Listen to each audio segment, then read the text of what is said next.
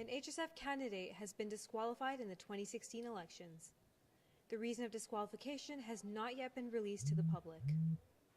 HSF disqualifications are not rare and have occurred in the past. In 2014, HSF President Tim Brilhant was disqualified, along with Vice President of Student Affairs candidates Karnesh Babaria and Tim Samaniego. The student candidates were disqualified for allegedly breaking a variety of rules.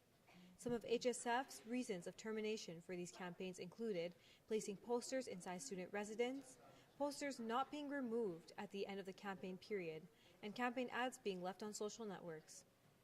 And when it comes to the poster thing, like being able to take them down on time, I don't think that's reasonable at all, especially because North Humber is like a lot bigger than this campus, right? So, and I know like even this campus, there's like building B, this building, and there's another building by Birmingham and Kipling.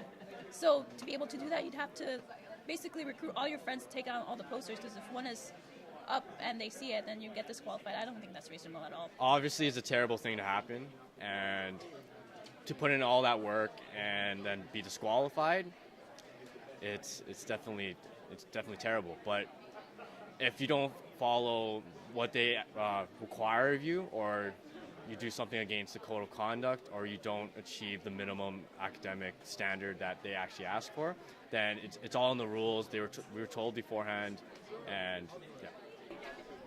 So yeah, just following up what Jason said, a part of the electoral process is a certain achievement and academic standard that has to be upheld. Even just in terms of disqualifications, strikes are administered if you aren't able to comply with the rules, like taking down people's posters or putting in areas that you're prohibited, like stairways, glass surfaces, or in classrooms. There's a very strict guideline process that is set for HSF to be able to have the elections go as successful as possible.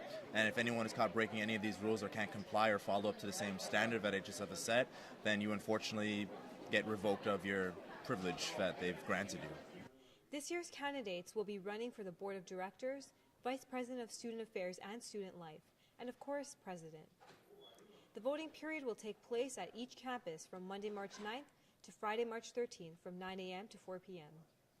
This is Raven Benwaite, skedline.com.